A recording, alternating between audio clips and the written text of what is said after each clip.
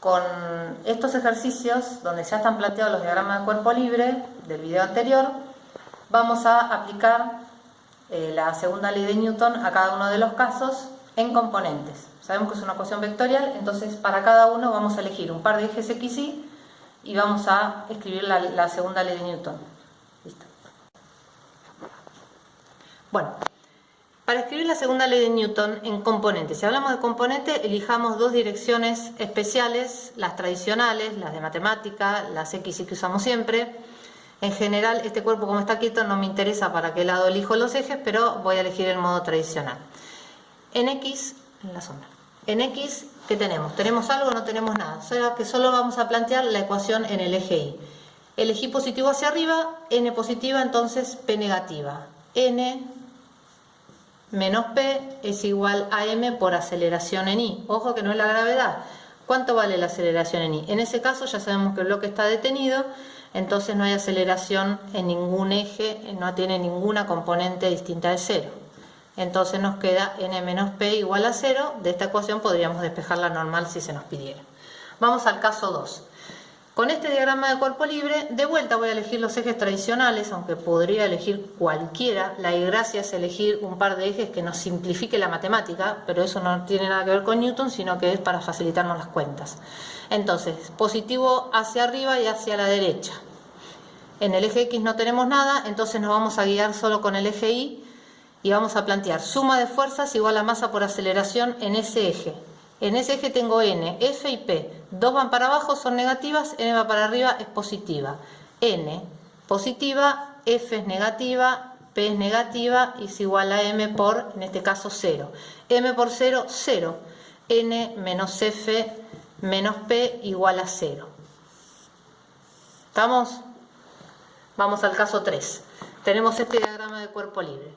En este caso no nos dice si el cuerpo está detenido o no, así que no vamos a poner nada, lo vamos a dejar expresado. De vuelta voy a elegir los ejes tradicionales, X, Y.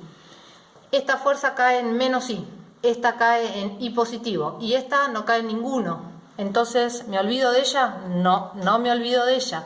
Como no me cae en ningún eje, tengo que representarla por sus componentes y olvidarme del vector total o suma, que es el vector F. Entonces voy a representar a F por Fx y Fi. Entonces en lugar de F voy a tener dos fuerzas. Sabemos que sumadas me dan F, o sea que es lo mismo poner la F azul o las Fx, Fi rojas. Entonces tenemos la fuerza F descompuesta en Fx y Fi, entonces escribimos la segunda ley de Newton en X, el eje X horizontal, positivo hacia la derecha, entonces Fx es positiva, no tenemos nada más, o sea que del lado de la suma de fuerzas no hay más nada, igual a masa por aceleración en X. En Y tenemos tres fuerzas, tenemos N positiva, Fi positiva, por eso la sumamos a N, y P es negativa y eso dice Newton que es igual a masa por la componente I de la aceleración. Ahí tengo las dos leyes de Newton, ¿sí? Entonces, de la primera, ¿qué deducimos?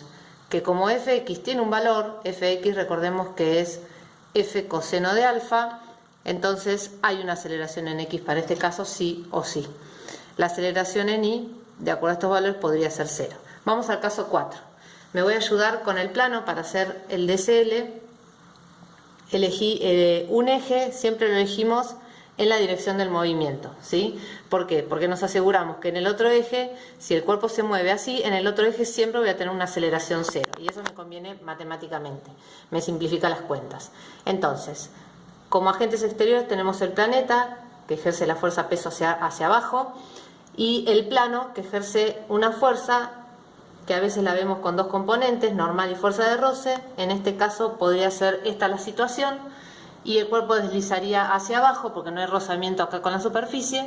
El que le puso rozamiento está bien igual, o sea que si esto desliza para allá tenemos una fuerza de roce hacia acá. O sea que si hay fuerza de roce podría el cuerpo estar moviéndose o no, depende del ángulo y de los valores del problema. Si no hay fuerza de roce, sí o sí el cuerpo está cayendo, ¿sí? Deslizando hacia abajo con solamente la fuerza peso y la componente normal de la fuerza del plano. O sea que el plano a veces tiene estas dos componentes y a veces tiene una sola componente. En el caso de que haya roce, vamos a escribir la segunda ley de Newton.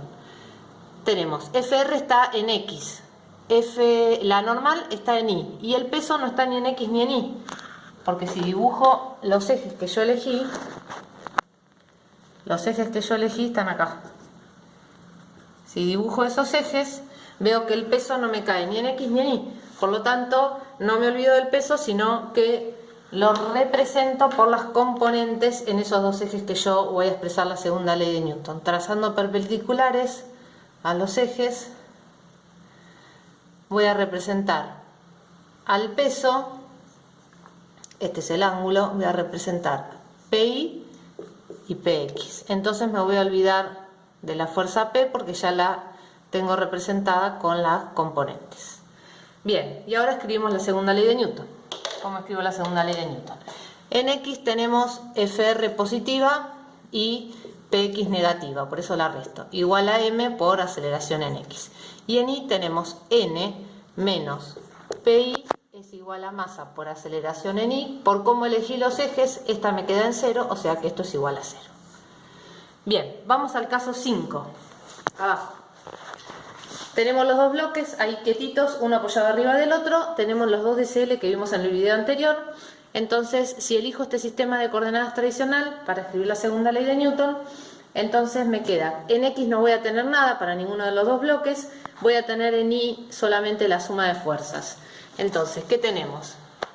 NA es positiva, la normal que B le hace a A, menos el peso de A va a ser la masa de A por la aceleración en A de A en X, que en este caso, como está quieto, es 0.